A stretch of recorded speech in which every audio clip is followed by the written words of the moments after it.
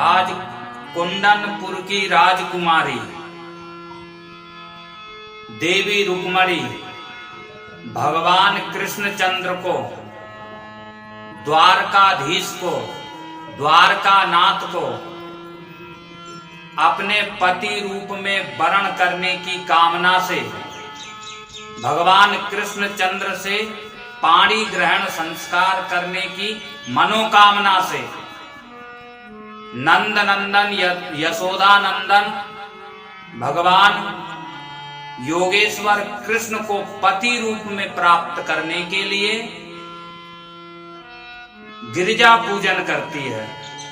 गौरी पूजन करती है और मां भगवती गौरी से भगवान कृष्णचंद्र को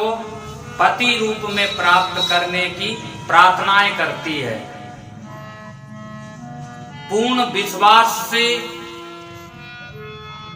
पूरे भरोसे से गिरिजा माता पर, गौरी माता पर निष्ठा और श्रद्धा आस्था रख करके गौरी का पूजन करती है और जय जय गिरिवर राज किशोरी, जय महेश मुख चंद्र चकोरी। याद रखिए, ये रामायण की चौपाई है। इस चौपाई को जो भी करेगी, जो कुंवारी बेटियां हैं, बहनें हैं, जिनका विवाह शीघ्र नहीं हो पा रहा है, किसी भी ग्रह बाधा के कारण, किसी भी दोष के कारण, कुंडली में, जन्म कुंडली में किसी भी क्रूरता के कारण, किसी भी दोष भंग के कारण विवाहों में बाधाएं आ रही है, रुकावटें आ रही है, अड़चने आ रही है, बार बार संबंध होकर के टूट जाता है, कहीं भी बात फाइनल नहीं हो पा रही है, घर वाले, रिश्तेदार, हमारे सगे संबंधी सब हताश, निराश और परेशान हो गए, थक गए हैं, लेकिन कहीं भी बात बन नहीं पा रही है। ऐसी स्थिति में मां गौरी की शरण में उस कन्या को जाना चाहिए जिनको विवाह करना है, और हाथ में रक्त फूल लेकर के, लाल पुष्प लेकर के, दिया जला करके मां भगवती के चरणों में एक दिया जला करके, घी का, घृत का दिया होना चाहिए, और इस चौपाई का 108 बार किसी भी मंदिर के किसी भी कोने में आसन पर बैठ करके 108 बार जो चौपाई का पाठ करेंगी, 108 बार जाप करेंगी, निश्चित रूप से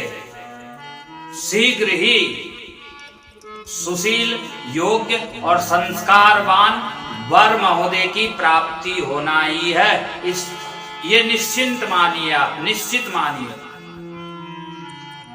ऐसे हजारों ऐसा प्रमाण है जिन्होंने इस चौपाई का पाठ कर करके पाणी ग्रहण संस्कार की सिद्धि प्राप्त की है। आज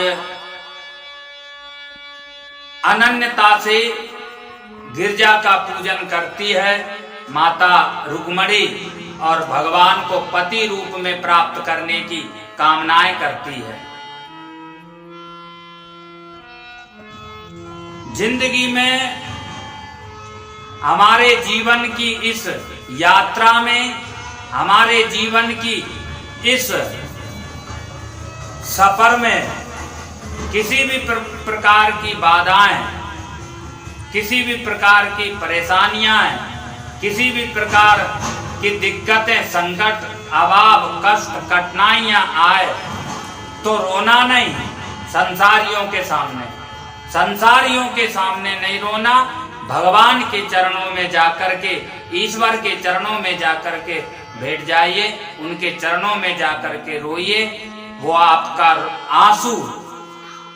निकलना सार्थक हो जाएगा, आपकी आंखों का आंसू निकलना सार्थक और सफल हो जाएगा। संसारियों के सामने रोएंगे तो बेकार और निरर्थक हो जाएगा।